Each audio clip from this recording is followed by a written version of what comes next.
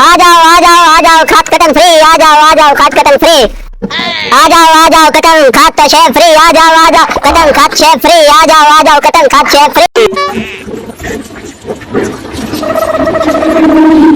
अस्सलाम वालेकुम। वालेकुम सलाम।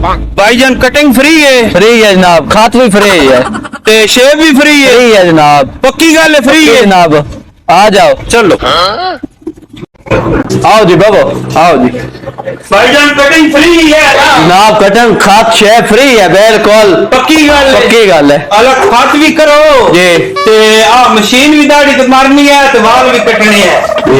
आज फ्री वाला जुगाड़ डाल सी अल्लाह कितने आज फ्री कटिंग ना वाल है ना बिल्कुल फ्री है।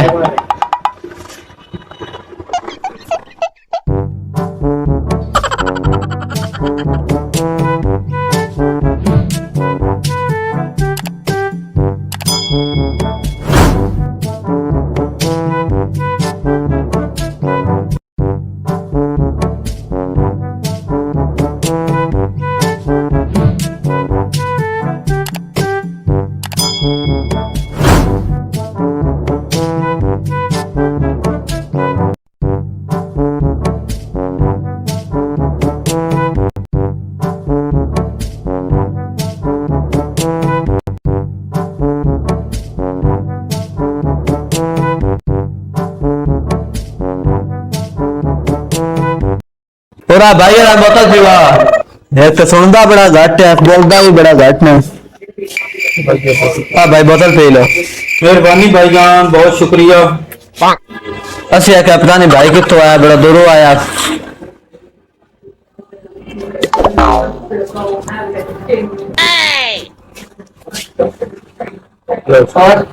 मेहरबानी तो भाई बंदा बोलदा बड़ा घट है। इंतजाम कराओ जिके शरीफ वाले पीरां को कुछ ना लो, सो गया मोड़ो।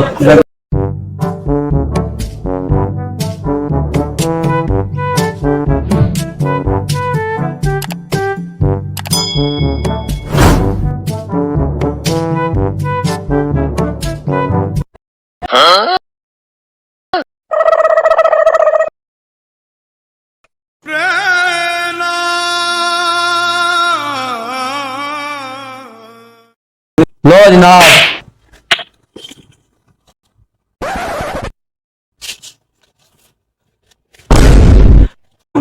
लो भाईजान।